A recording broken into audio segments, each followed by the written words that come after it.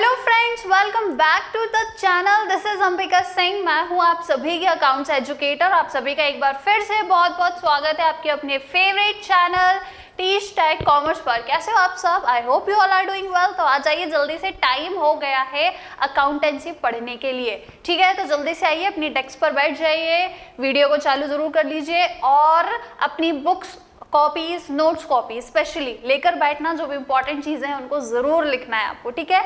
और उससे पहले वीडियो को लाइक एंड शेयर जरूर कर देना। चैनल पे नए हो तो सब्सक्राइब जरूर करना, क्योंकि यहाँ पर आपको कॉमर्स के तीनों ही सब्जेक्ट्स के chapter wise, topic wise detail videos provide किए जाते हैं, वो भी बिल्कुल फ्री में। चलिए तो फिर शुरू करें आज की इस पर्टिकुलर क्लास को। तो जैसा कि मेरे जो भी क्लास 12th अकाउंट्स के स्टूडेंट्स हैं उन सभी को पता है कि हम लोगों ने फाइनली हमारे जो चैप्टर 5 थे वो कंप्लीट कर लिए हैं। बिल्कुल चैप्टर 5 तक हमारी कहानी जो है वो कंप्लीट हो चुकी है। अब हम एक नई शुरुआत करने वाले हैं, एक नई ग्रैंड ओपनिंग करने वाले हैं। एक नया चैप्टर हम आज से शुरू करेंगे जिसका नाम है डेथ ऑफ अ पार्टनर, जो कि हमारा चैप्टर नंबर 6 है क्लास 12th अकाउंटेंसी का। ऑलराइट, तो आज जो इस चैप्टर में हम क्योंकि शुरू कर रहे हैं, तो आज हम इस पूरे चैप्टर का बेसिक समझेंगे। बिल्कुल बेसिक से स्टार्ट करेंगे, क्योंकि मुझे पता है पिछली बार जो 5th वाला चैप्टर था रिटायरमेंट वाला, उससे मैंने आपको direct revaluation, partners capital account और बैलेंस शीट बनाना सिखा दिया था, ये सोच के कि जो बेसिक है वो पूरा सेम ही है जैसा कि हमने एडमिशन में पढ़ा था। ठीक है, लेकिन कुछ बच्चों के कमेंट आए थे कि मैम बेसिक से पढ़ाइए, तो ठीक है। अब इस चैप्टर में जो 6 वाला चैप्टर है इसमें पूरा बेसिक से पढ़ लेते हैं, सारी चीज़ें बिल्कुल स्टार्टिंग से जानेंगे। तो आज का टॉपिक है accounting on death of a partner. देखो, पहली बात तो जो डेथ वाला चैप्टर है ना वो बिल्कुल सेम है, बस कुछ ही चीज़ें ऊपर नीचे होंगी, बाकी तो सारी चीज़ें सेम है एज इट इज़ जो हमने रिटायरमेंट वाले चैप्टर में पढ़ी थी। तो बहुत कुछ आपको यहाँ पे नया नहीं मिलने वाला, कुछ ज़्यादा आपको दिक्कत नहीं जाएगी, सब कुछ वही है जो रिटायरमेंट के चैप्टर में पढ़ा हुआ है। तो वो क्या क्या चीज़ें हैं, क्या क्या अकाउंटिंग वर्क हमें करना है यदि किसी पार्टनर की अनफॉर्चुनेटली यदि डेथ हो जाती है, तो उस पर्टिकुलर कंडीशन में कैसे हम अकाउंटिंग वर्क करेंगे, कैसे अपने बुक्स ऑफ अकाउंट्स को मेंटेन करेंगे, रिकॉर्ड करेंगे, all that we are going to study in this particular chapter. नाम से ही आपको समझ आ गया होगा, डेथ ऑफ अ पार्टनर मतलब पार्टनरशिप फर्म में यदि 3 पार्टनर थे, जिनमें से यदि एक पार्टनर की अनफॉर्चुनेटली डेथ हो जाती है तो फिर क्या होगा, आगे फिर कैसे क्या करना है, कैसे कहानी बढ़ेगी, आगे क्या होगा, वो पूरा इस चैप्टर में हमें समझना है। तो आज हम बेसिक कॉन्सेप्ट जानेंगे इस पूरे चैप्टर की, जितनी भी इसमें अकाउंटिंग वर्क होने वाले हैं शुरू से लेके आखिरी तक, वो पूरा आज हम पढ़ेंगे। सो आर यू रेडी? सभी ने लाइक शेयर कर दिया है, तो चलिए फिर शुरू करते हैं चैप्टर को।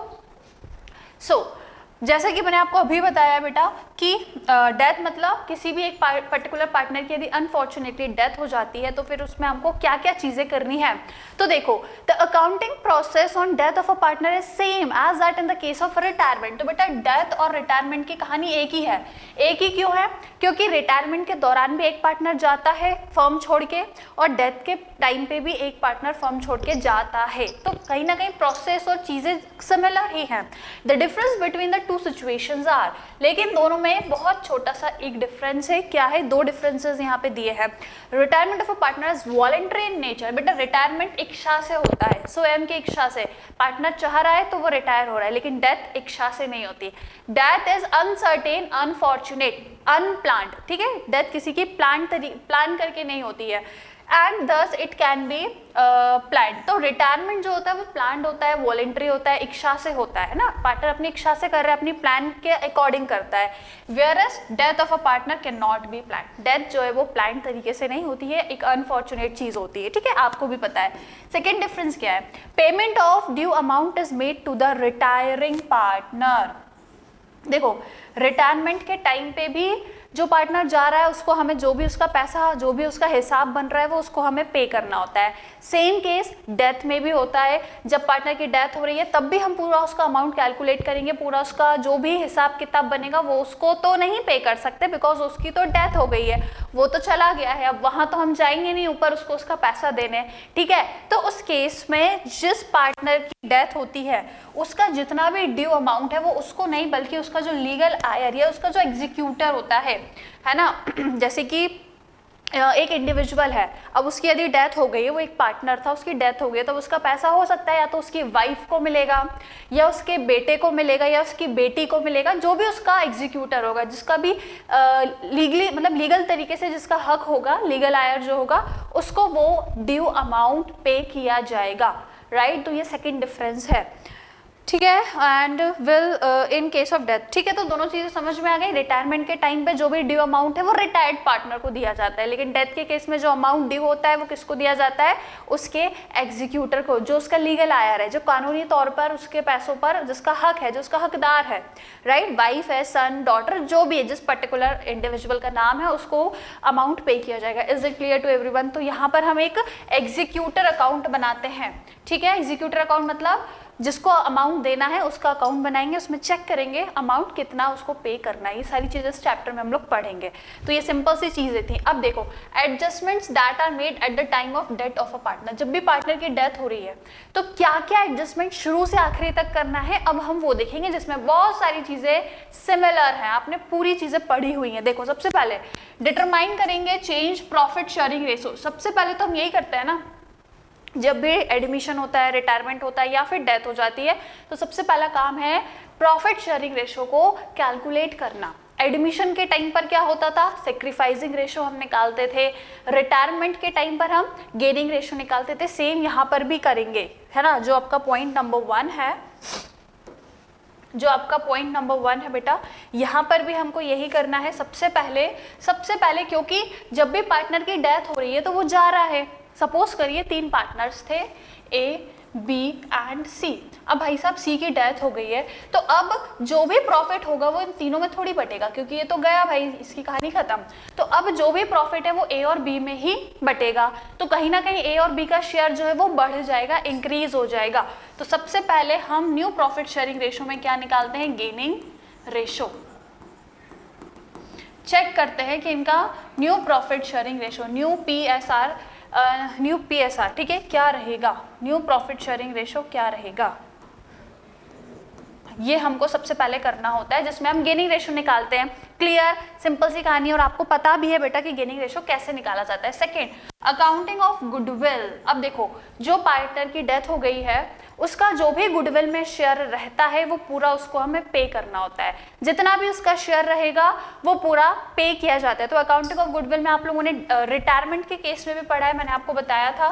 क्या बताया था कि यदि बात हो रही है गुडविल की, तो यदि जो भी गुडविल है जो बुक्स में एग्जिस्ट करती है, ठीक है, जो भी गुडविल बुक्स में एग्जिस्ट करती है वो सभी पार्टनर में बढ़ती है, वो भी पुराने रेशो में, ठीक है। वही सेम गुडविल का बेटा वही कॉन्सेप्ट है। या तो बुक्स की गुडविल होगी, तो बुक्स की गुडविल को क्या करना है, ऑल पार्टनर, सभी पार्टनर्स में, सभी पार्टनर्स मतलब जो डेथ वाला पार्टनर है वो भी, या डिसीज्ड, जिसको हम डिसीज पार्टनर कहते हैं ना, वो भी शामिल रहेगा उसमें। मतलब ए, बी, सी तीनों रहेंगे, सभी पार्टनर में बटेगा, वो भी ओल्ड रेशो में। ओल्ड रेशो में सभी पार्टनर में बढ़ जाएगा, मतलब सभी पार्टनर को क्या कर देंगे, डेबिट कर देंगे। Is it clear? ठीक है, जस्ट मैं आपको रिमाइंड करा रही हूँ चीजें, ये सब हम बहुत अच्छे से पढ़ चुके हैं। दूसरे कौन सी गुडविल होती है बेटा, जो वैल्यूड करी गई है, वैल्यूएशन वाली गुडविल।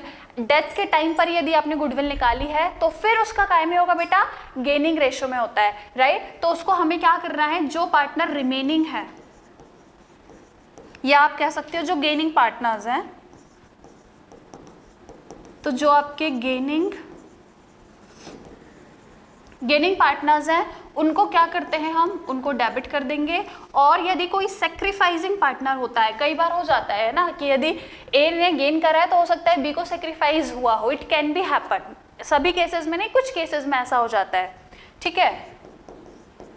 तो यदि कोई बेटा सेक्रीफाइसिंग पार्टनर है तो उसको क्या करते हैं, उसको भी क्रेडिट करते हैं। ज्यादातर तो गेनिंग पार्टनर ही आता है। और एक जो आपका होता है बेटा डिसीज्ड पार्टनर, डिसीज पार्टनर मतलब जिसकी डेथ हो गई है, उसको क्या करोगे, उसको भी क्रेडिट करोगे। समझ में आ गया? तो ये हो गया आपका गुडविल का। अगर बुक्स की गुडविल है तो बेटा सभी पार्टनर में इंक्लूडिंग डिसीज्ड पार्टनर, मैं इसकी जगह डिसीज लिख देती हूँ, ठीक है, इंक्लूडिंग डिसीज्ड पार्टनर, सभी को बांटना है पुराने रेशो में, वो भी उनको डेबिट करना है in their old profit sharing ratio. Books की गुडविल है बेटा, सभी पार्टनर्स में पुराने रेशो में बढ़ जाएगी। और यदि आपने वो गुडविल वैल्यूड करी है, वैल्यूड मतलब at the time of date यदि आपने कैलकुलेट करी है, तो जितने गेनिंग पार्टनर है सबको डेबिट करो, डिसीज पार्टनर को क्रेडिट करो, और यदि इन केस कोई सेक्रीफाइसिंग पार्टनर आ जाता है तो उसको भी क्रेडिट करना है। क्लियर हो गई? गुडविल का एडजस्टमेंट बिल्कुल सिंपल सा है। क्या करना है, सबसे पहले तो न्यू प्रॉफिट शेयरिंग रेशो निकालना है। गेनिंग रेशो मतलब सॉरी, ये क्वेश्चन में दिया रहता है न्यू प्रॉफिट शेयरिंग रेशो, यदि तो आपको गेनिंग रेशो निकालना होगा। फिर गेनिंग रेशो के बाद आपको यहाँ पे गुडविल का ट्रीटमेंट। ये दो चीजें आपको समझ में आ गई। अब आइए तीसरी चीज, adjustment of revaluation of assets and reassessment of liability. अब ये नई चीज है क्या, पढ़ाने लायक है क्या? ये मतलब पढ़ाने लायक तो है, बट बार बार हम ये चीज़ रिपीट करेंगे तो उसका कोई सेंस नहीं बनता, बिकॉज ये हमने 3rd चैप्टर, 4th चैप्टर और 5th चैप्टर सब में पढ़ चुके हैं कि अब तीसरे स्टेज पर हम क्या बनाते हैं, रीवैल्यूएशन अकाउंट बनाते हैं। ठीक है, मैं चाहो तो लिख देती हूँ। एट द 3rd स्टेज में बेटा हमको क्या करना होता है,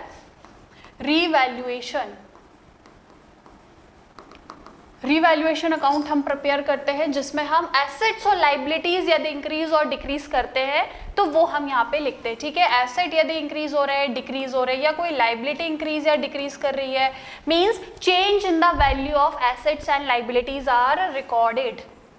ओके, तो जो भी चेंजेस हैं एसेट्स और लाइबिलिटीज की वैल्यूज में उसको हम रिकॉर्ड करेंगे, तो आपको या तो रीवैल्यूएशन का प्रॉफिट मिलेगा या लॉस मिलेगा। जो भी आएगा क्या करना है, अल्टीमेटली जो भी प्रॉफिट या लॉस जो भी आता है, क्या करोगे, सभी पार्टनर्स में बेटा डिस्ट्रीब्यूट करना है पुराने रेशो में। ठीक है, सभी पार्टनर्स में इंक्लूडिंग डिसीज पार्टनर ऑल्सो, मतलब तीनों जो हैं और जो जिसकी डेथ हो गई उसको भी, सभी को जो भी प्रॉफिट लॉस आ रहा है आपका रिवैल्यूएशन अकाउंट में, वो सभी पार्टनर्स में उनके पुराने रेशो में आपको डिस्ट्रीब्यूट करना है। क्लियर है बेटा? बार बार ये चीज बताने की जरूरत नहीं पड़नी चाहिए, बिकॉज पढ़ चुके हैं। 4th देखो, एडजस्टमेंट ऑफ रिजर्व्स एक्यूमुलेटेड, मतलब अनडिस्ट्रीब्यूटेड प्रॉफिट या लॉसेस। कुछ भी है, यदि ऐसा कोई प्रॉफिट या लॉस है जो अभी तक नहीं बटा था, आपको डिस्ट्रीब्यूट करना पड़ेगा। ठीक है, एंड उसके अलावा कोई भी यदि रिजर्व है, मैं यहाँ लिख देती हूँ कि अनडिस्ट्रीब्यूटेड या एक्यूमुलेटेड अनडिस्ट्रीब्यूटेड प्रॉफिट या लॉस है, तो अगेन पुराने रेशो में हम बांटेंगे। कोई भी यदि रिजर्व है, just like workman compensation reserve, ठीक है, अलावा आपका इन्वेस्टमेंट फ्लक्चुएशन रिजर्व या फिर जनरल रिजर्व, तमाम कोई भी रिजर्व है आपके, या फिर एडवर्टाइजमेंट एक्सपेंसेस हैं, तो ये सब आपको बांटना है, सभी पार्टनर्स में ओल्ड रेशो में, सभी पार्टनर को बेटा ओल्ड रेशो में हम डिस्ट्रीब्यूट कर देंगे। क्लियर है? ये सब workman compensation, investment fluctuation reserve, general reserve, ये सब मैं आपको 3rd चैप्टर में बहुत डिटेल में पढ़ा चुकी हूँ, कैसे क्या इनका ट्रीटमेंट होता है। 3rd चैप्टर और 4th चैप्टर हमने हर जगह ये सारी चीज़ें बहुत बार पढ़ी हुई है, तो अगर आप भूल गए हो तो बेटा आप पुराने वीडियोस जा करके देखो 3rd चैप्टर के, ये सारी चीज़ें आपको रिवाइज हो जाएंगी। बार बार यहाँ पढ़ाऊंगी मैं, सेम चीज़ रिपीट करूंगी, इससे अच्छा है आप पुराने वीडियोस देखो, सारी चीज़ें आपको मिल जाएंगी। ठीक है, तो ये हो गया हमारा अगला एडजस्टमेंट। इसके बाद देखो नेक्स्ट हम क्या करेंगे, 4 एडजस्टमेंट समझ में आ गए क्या क्या। सबसे पहले तो गेनिंग रेशो निकालते हैं, फिर गुडविल का ट्रीटमेंट करते हैं, रिवैल्यूएशन अकाउंट प्रिपेयर करते हैं, लॉस या प्रॉफिट कुछ भी निकल के आता है, एंड देन उसके बाद हम क्या करते हैं, जो भी हमारे रिजर्व्स हैं, यदि जनरल रिजर्व, एक्यूमुलेटेड प्रॉफिट या लॉस है, तो वो सारी चीजें हम यहाँ पे कैलकुलेट करते हैं और सभी पार्टनर्स में पुराने रेशो में डिस्ट्रीब्यूट कर देते हैं। क्लियर? अब अगला देखो, number 5, determining deceased partner share of profit और loss up to the date of death. अब हम क्या करते हैं, जैसे रिटायरमेंट के टाइम याद है हम लोगों ने, जो भी पार्टनर रिटायर्ड होता है उसका सिर्फ कैपिटल अकाउंट हम प्रिपेयर करते हैं, उसमें चेक करते हैं कि उसको कितना पैसा देना है। तो यहाँ पर भी वही करना है, जो भी पार्टनर की डेथ हो रही है, जिस भी तारीख को हो रही है, उसका जितना भी प्रॉफिट में शेयर बन रहा है या फिर लॉस, प्रॉफिट लॉस जो भी होगा उसको शेयर लेना पड़ेगा। अब हम उसको कैसे डिटरमाइन करते हैं, उसका अकाउंट हम प्रिपेयर करते हैं। ठीक है, जो भी पार्टनर है आपका, सपोज सी है, तो अब हम क्या करेंगे, सी जो भी डिसीज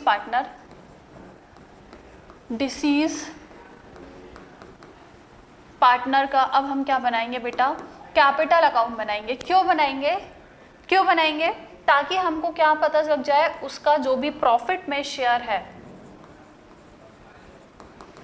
शेयर इन प्रॉफिट या लॉस, जो भी प्रॉफिट लॉस में उसका शेयर है उसको अब हम यहाँ पर कैलकुलेट करेंगे, जिसके लिए आपको पता ही है इस तरीके से हम अकाउंट प्रिपेयर करते हैं, ठीक है, जिसमें हम फॉर एग्जांपल उसका जो भी कैपिटल का बैलेंस है वो उसको यहाँ पे देते हैं, जिसको हम बैलेंस ब्रॉट डाउन करके लिखते हैं। उस पर बेटा यदि कोई इंटरेस्ट है, इंटरेस्ट ऑन कैपिटल देते हैं, रीवैल्यूएशन का प्रॉफिट है वो देते हैं, उसके बाद जनरल रिजर्व जैसे कोई अदर काइंड ऑफ रिजर्व्स हैं वो सारी चीज़ें देते हैं। उसके बाद यहाँ पे हम जो भी ड्राइंग यदि उसने की है वो उससे हम वापस ले लेते हैं, इंटरेस्ट ऑन ड्राइंग, या फिर अगर रीवैल्यूएशन का लॉस है और यहाँ पे भी यदि प्रॉफिट एंड लॉस हुआ है तो वो उसको हम देंगे सस्पेंस अकाउंट के नाम से, अगर प्रॉफिट है तो, ठीक है, और यदि लॉस है तो वो यहाँ पे आ जाएगा, प्रॉफिट एंड लॉस के नाम से यहाँ पे लिखते हैं। अब ये मत पूछना कि ये प्रॉफिट कैसे कैलकुलेट करते हैं, अगेन 5th चैप्टर में मैंने आपको बताया है कि प्रॉफिट कैसे कैलकुलेट किया जाता है, ठीक है। उसके बाद इस तरीके से हम सारी चीज़ें लिखने के बाद उसका जो भी गुडविल में जो भी शेयर है वो सारी चीज़ें करने के बाद ये क्रेडिट एंड ये डेबिट, ओके, और ये क्या था, पार्टनर का कैपिटल अकाउंट, ओके। तो डिसीज पार्टनर का सपोज सी है तो ये है सी कैपिटल अकाउंट, ये सी कैपिटल अकाउंट इस तरीके से बनाते हैं। लास्ट में आपको पता लगता है, बैलेंसिंग फिगर आता है, पता लग जाता है कि उसको कितना पैसा, अगर प्रॉफिट हो रहा है तो देना है, लॉस होगा तो उससे ले लेंगे, हम उससे पैसा लेंगे, ठीक है। तो इस तरीके से डिसीज पार्टनर का कैपिटल अकाउंट हम प्रिपेयर करते हैं। क्लियर है सभी को? अब आ जाओ number 6, determining amount due to deceased partner. अच्छा एक सेकेंड, मैंने ओके, सबसे पहले determine deceased partner share of profit और लॉस डेट ऑफ डेथ, ठीक है। तो यहाँ पर एक्चुअली ये जो है, ये यहाँ पर उसका अकाउंट हम प्रिपेयर करते हैं, ठीक है। एक सेकेंड मैं इसको नीचे लिखती हूँ।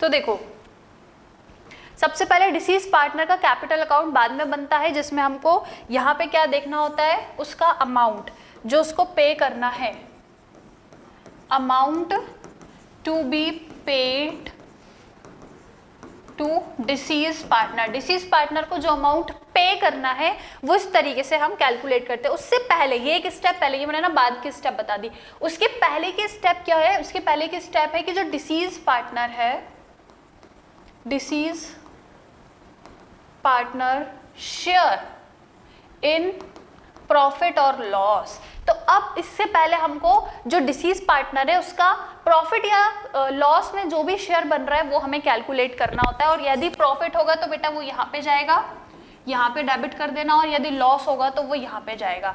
क्लियर है? बाद में कैपिटल अकाउंट बनता है, पहले हमें प्रॉफिट या लॉस यहाँ पे कैलकुलेट करना होता है, उसके बाद कैपिटल अकाउंट बनाते हैं, ठीक है। मैंने आपको एक स्टेप पहले बता दी थी, राइट। अब देखो यहाँ पर हम लोग को बेसिकली करना क्या है कि हमको यहाँ पे देखना है डिसीज पार्टनर का प्रॉफिट या लॉस में कितना शेयर बन रहा है। तो अब मैंने आपको पहले भी रिटायरमेंट के टाइम पे भी बताया था कि प्रॉफिट एग्जैक्टली तो साल के एंड में पता लगता है, लेकिन अब डेथ तो भाई अनफॉर्चुनेट है, डेथ वेट थोड़ी ना करेगी कि जब साल खत्म होगा तभी उस इंसान की डेथ होगी, right. It can happen in any time, any मतलब at any point of time, कभी भी हो सकती है। सपोज 3 महीने बाद उसकी डेथ हो गई, तो अब 3 महीने का प्रॉफिट कैसे निकालेंगे बेटा? या तो आप क्या करो, या तो आप क्या कर सकते हो, उसके 2-3 तरीके होते हैं।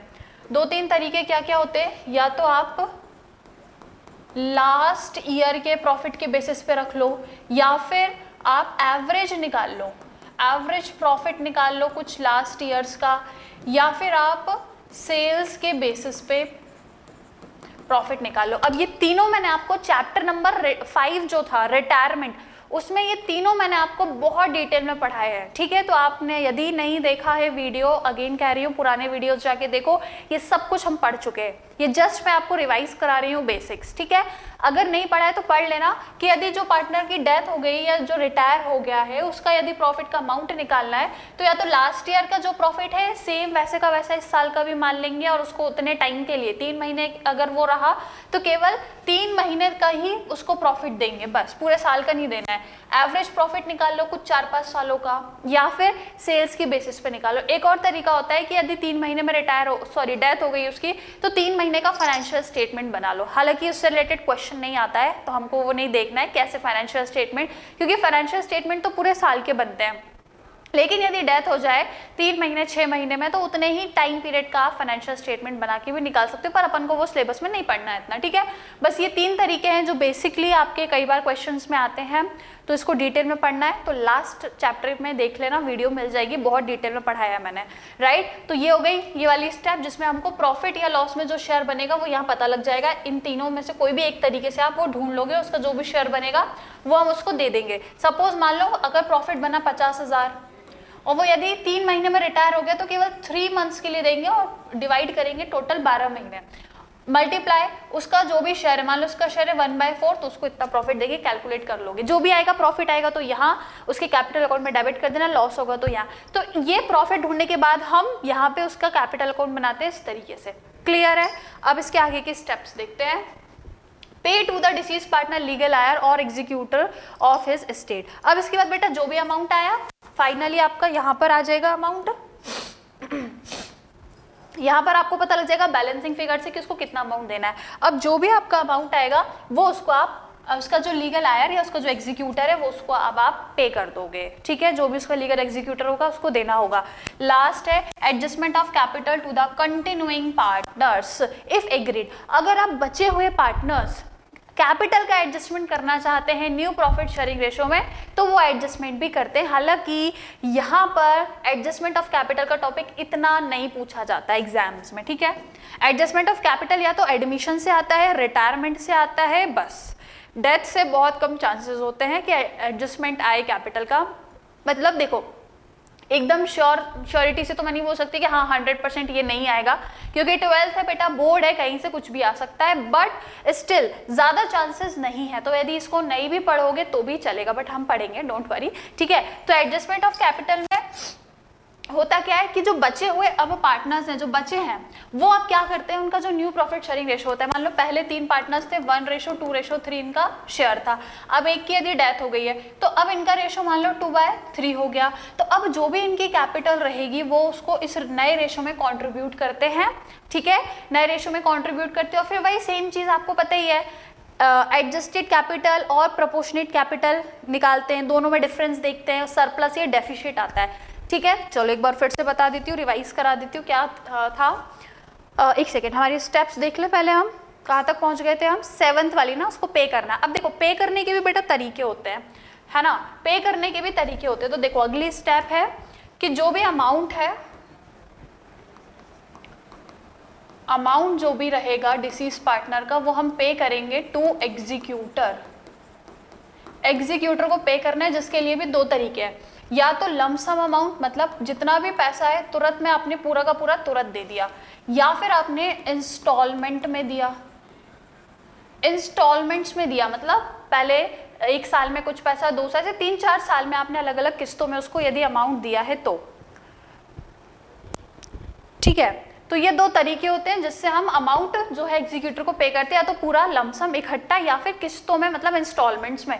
तो यदि बेटा इंस्टॉलमेंट्स में यदि आप दे रहे हो तो फिर जो आपका एग्जीक्यूटर है उसके पास सेक्शन 37 के अंतर्गत एक उसके पास राइट है कि जो भी उसका अमाउंट है या तो वो उसमें इंटरेस्ट लेता है विद इंटरेस्ट, यदि इंटरेस्ट का अमाउंट तय है पार्टनरशिप डीड में तो उतना ही लेगा, नहीं है तो 6% कंपलसरी है उसको इंटरेस्ट देना। कब तक? जब तक उसकी इंस्टॉलमेंट खत्म नहीं हो जाती। सपोज इंस्टॉलमेंट है 3 साल की, तो 3 साल तक उसको इंटरेस्ट देना होता है ऑन आउटस्टैंडिंग अमाउंट।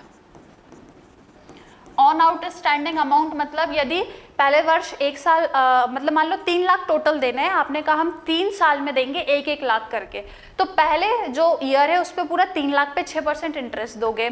अगले वर्ष कितने बचे? 3 में से आपने 1 लाख दे दिया, अब 2 लाख बचे तो 2 लाख पे 6% इंटरेस्ट दोगे। तीसरे वर्ष 2 लाख दे दिया, अब केवल 1 लाख बचे तो 1 लाख पे इंटरेस्ट। इसको कहते हैं आउटस्टैंडिंग अमाउंट, मतलब बचे हुए अमाउंट पे 6% इंटरेस्ट देना है। हर साल 3 लाख पे नहीं देना है, जो बचा हुआ अमाउंट रहेगा उस पर इंटरेस्ट देना है। दूसरा तरीका क्या है, या तो वो शेयर लेगा, शेयर इन प्रॉफिट, ठीक है, तो ये दो तरीके हैं एग्जीक्यूटर के पास, या तो वो इंटरेस्ट ले ले या फिर प्रॉफिट में शेयर ले ले, दो में से कोई एक ऑप्शन उसको चूज करना है। कौन सा करेगा? जिसमें पैसा ज्यादा होगा वो उसको चूज करेगा। तो यदि प्रॉफिट में शेयर ले रहा है तो इसको हम कैलकुलेट कैसे करेंगे? आप सबसे पहले कैपिटल ले लो, जो पार्टनर जिसकी डेथ हो गई है वो उसकी कैपिटल, डिवाइड करना है जो बचे हुए हैं रिमेनिंग पार्टनर की कैपिटल प्लस डिसीज्ड पार्टनर की कैपिटल, मल्टीप्लाई कैसे करना है? जितना भी फर्म को उतने टाइम में प्रॉफिट हुआ है वो प्रॉफिट आपको करना है और इस तरीके से कैलकुलेट करना है। सपोज करते हैं चलो कि जिस पार्टनर की डेथ हो रही है उसकी कैपिटल थी 50,000, है ना। मैं यहाँ लिख देती हूँ कि मान लो 3 पार्टनर थे ए बी सी, ए की कैपिटल थी 20,000 और सी की कैपिटल थी 30,000 और जो सी है उसकी कैपिटल थी 50,000 और फर्म को जो प्रॉफिट हुआ है मान लो वो 1 लाख रुपए का हुआ है। ये आपको इन्फॉर्मेशन क्वेश्चन में दी है। अब आपको पता करना है कि वो जो पार्टनर था उसका प्रॉफिट में शेयर कितना है। हम कैसे पता करें? तो उसकी कैपिटल ले लो, उसकी कैपिटल है 50,000, 50 ले ली, डिवाइड करना है बचे हुए पार्टनर की कैपिटल, तो बचे हुए ए और बी दोनों की कितनी हो गई? 30 और 20 मतलब 50,000 प्लस क्या करना है? डिसीज पार्टनर, जो पार्टनर की डेथ हो गई उसकी कैपिटल, तो डिसीज पार्टनर की कैपिटल कितनी है? 50,000 है, तो ये 50 ले लेंगे, मल्टीप्लाई प्रॉफिट कितना है? प्रॉफिट है 1 लाख, ठीक है, प्रॉफिट है 1 लाख।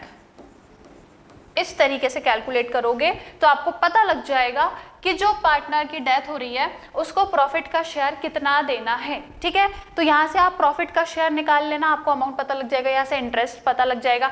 तो आप देख सकोगे कि इंटरेस्ट ज्यादा आ रहा है कि यहाँ प्रॉफिट ज्यादा आ रहा है। जो भी ज्यादा आएगा एग्जीक्यूटर वही ऑप्शन चूज करेगा कि मेरे को ये इंटरेस्ट लेना है या प्रॉफिट लेना है, दो में से कोई एक ऑप्शन चूज करना है। क्लियर, समझ में आ गया? तो ये दो तरीके हो गए जिससे एग्जीक्यूटर का जो पैसा है वो उसको पे किया जाता है। या तो इकट्ठा दे दोगे तो इतना झंझट ही नहीं रहेगा, इकट्ठा पूरा एक बार में लमसम दे दो, पर इंस्टॉलमेंट में दे रहे हो तो बेटा ये चीजें रहती है। क्लियर। अब इसके बाद लास्ट क्या था? कैपिटल का एडजस्टमेंट। कैपिटल एडजस्टमेंट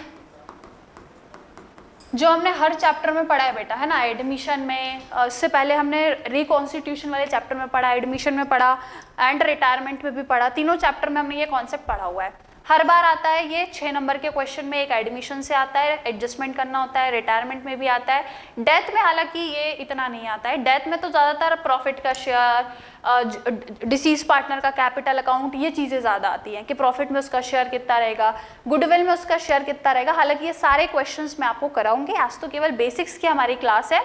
अगली क्लास में मैं आपको बताऊंगी कि डिसीज पार्टनर का प्रॉफिट में शेयर कैसे निकालें, गुडविल में शेयर कैसे निकालें, और जो डिसीज पार्टनर है उसका अकाउंट कैसे बनाए, क्योंकि क्वेश्चन ज़्यादातर वहीं से आते हैं, 3 नंबर के 4 नंबर के। ठीक है, यहाँ से ये यहाँ कैपिटल का एडजस्टमेंट का ज़्यादा क्वेश्चन नहीं आता है। ठीक है, ये कहाँ से आता है? एडमिशन और रिटायरमेंट के चैप्टर में यहाँ से सवाल ज़्यादा आते हैं।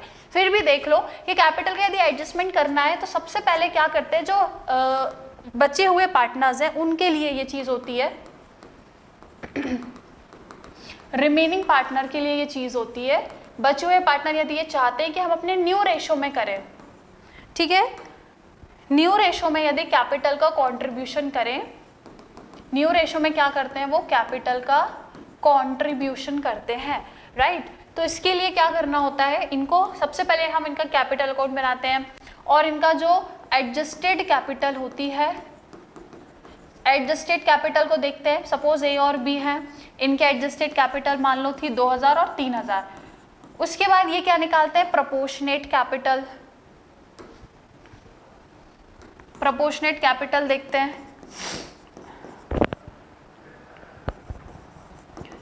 Proportionate capital. प्रोपोर्शनेट कैपिटल मतलब न्यू कैपिटल जो फर्म की रहेगी, न्यू कैपिटल जो फर्म की रहेगी वो न्यू प्रॉफिट शेयरिंग रेशो में कितना कंट्रीब्यूट करेंगे उस हिसाब से देखते हैं। तो मान लो इसको लाना है 1000 और मान लो इसको लाना है 4000, इस तरीके से। तो आप क्या करते हैं, कंपैरिजन करते हैं। कंपैरिजन यदि करेंगे बेटा तो किसका सरप्लस है और किसका डेफिशिएट है। तो देखो इसका पहले से 1 है, अब केवल 1 लाना है तो इसका सरप्लस है, तो ये 1000 और क्या करेगा, विड्रॉ कर लेगा क्योंकि इसका पहले से ज्यादा है। और यहाँ पे देखें तो इसका 3000 है पहले से और अब इसको 4 लाना है, तो मतलब इसका डेफिशिएट है कितना, 1000। तो ये 1000 और इसमें ऐड करेगा, है ना। तो ये 1000 इसका निकाल लेगा ताकि इसका 1000 बैलेंस बन जाए, और ये 1000 और ऐड कर देगा ताकि इसका 3 जो है वो 4 बन जाए। तो ये होता है एडजस्टमेंट ऑफ कैपिटल, राइट, जिसमें हम देखते हैं कि सरप्लस और डेफिसिट किसका है, उस हिसाब से हम सारी चीजें करते हैं। तो बेटा ये पूरा बेसिक मैंने शुरू से लेके आखिरी तक आपको सारी स्टेप्स, सारी अकाउंटिंग डिटेल्स बता दी हैं जो आपको डेथ ऑफ अ पार्टनर के चैप्टर में करना है। एक बार और जल्दी से रिवाइज कर लेते हैं हम। क्या करना है बेटा, देखो सबसे पहले, चलो स्क्रीनशॉट लेते जाना या फिर लिख लेना। सबसे पहले तो आप गेनिंग रेशो निकालो, फिर गुडविल का ट्रीटमेंट करो। बुक्स की गुडविल है तो पूरे पार्टनर सब में पुराने रेशो में बांटो। वैल्यूड गुडविल है तो गेनिंग पार्टनर को डेबिट करते हैं, डिसीज पार्टनर को क्रेडिट करते हैं। इसको नोट डाउन करो फटाफट, 2 स्टेप्स ये होती है। देन उसके बाद तीसरी स्टेप्स आप रिवैल्यूएशन अकाउंट बनाओ। प्रॉफिट लॉस जो भी आएगा रिवैल्यूएशन का वो सभी पार्टनर्स में पुराने रेशो में बट जाएगा। यदि कोई अनडिस्ट्रीब्यूटेड प्रॉफिट लॉस है वो भी सभी में बटेगा पुराने रेशो में। कोई रिजर्व है वो भी सभी में बटेगा पुराने रेशो में। जल्दी से लिख लो, डन, ओके। उसके बाद अगली स्टेप में हमको क्या करना है, जो पार्टनर की डेथ हो गई है उसका प्रॉफिट में शेयर उसको देना ही पड़ेगा, है उसको, मतलब उसके एग्जीक्यूटर को देना पड़ेगा। तो वो हम कैसे पता करें, या तो पिछले साल के प्रॉफिट के अकॉर्डिंग, या कुछ सालों के एवरेज प्रॉफिट के अकॉर्डिंग, या सेल्स के बेसिस पे। ये तीनों रिटायरमेंट के चैप्टर में मैंने बहुत डिटेल में पढ़ा है, आप वहां से देख सकते हैं। तो इस तरीके से पता लग जाएगा कि जो पार्टनर जा रहा है, जिसकी डेथ हो रही है, उसको कितना प्रॉफिट देना है। अब ये पता चल गया, उसके बाद अब आप डिसीज पार्टनर का कैपिटल अकाउंट बनाओ। जो भी चीजें उसको देना है वो डेबिट कर दो, जो उससे लेना है वो क्रेडिट कर दो, ठीक है। तो यहाँ अगर प्रॉफिट आया तो वो प्रॉफिट यहाँ चला जाएगा क्योंकि उसको देना है, और यदि यहाँ लॉस आया तो वो यहाँ पे लिखेंगे, ठीक है। तो देने वाली चीजों को डेबिट कर दो, लेने वाली चीजों को क्रेडिट करोगे, फाइनली बैलेंस मिलेगा कि उसको कितना पैसा देना है। अब जो भी पैसा, अच्छा इसको नोट करो पहले, डन, स्क्रीनशॉट ले लिया, ठीक है। अब जो भी उसको अमाउंट देना है उसके एग्जीक्यूटर को देंगे। 2 तरीके, या तो इकट्ठा पूरा अमाउंट दे दो, या फिर अगर इंस्टॉलमेंट में दे रहे हो, मान के चलो 3 साल की इंस्टॉलमेंट में आप उसको 3 साल तक अलग अलग अमाउंट, मतलब 3 साल तक आप उसको इंस्टॉलमेंट में पैसा दे रहे हो, तो 2 केस है, या तो आप उसको 6%, अगर आपने पार्टनरशिप डीड में डिसाइड करके रखा है कुछ परसेंटेज तो उसके अकॉर्डिंग दो, क्वेश्चन में यदि दिया है, और यदि नहीं दिया इन्होंने कोई परसेंटेज तो आप 6% दोगे, ये आपका पार्टनरशिप एक्ट कहता है।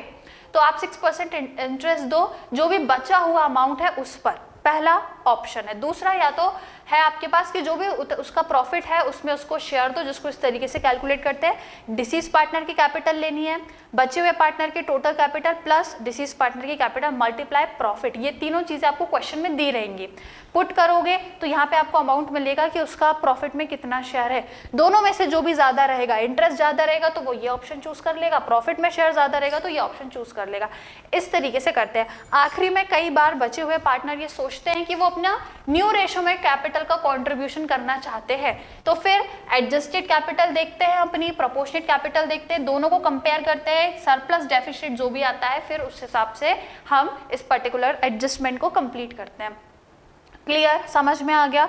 तो एडजस्टेड कैपिटल कहाँ से पता लगती है, पार्टनर्स के कैपिटल अकाउंट से पता लग जाती है, बैलेंसिंग फिगर से।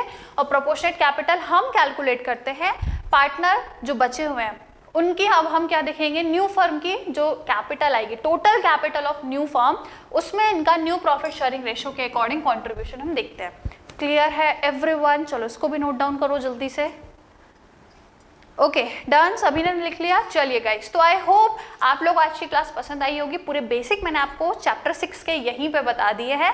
अब बारी आएगी क्वेश्चंस को सॉल्व करने की। तो अगली क्लास में मैं बहुत सारे क्वेश्चन लेकर आऊंगी जैसे साथ में हम लोग सॉल्व करेंगे। So we see you guys again in the next session. Till that take care, bye bye and keep learning.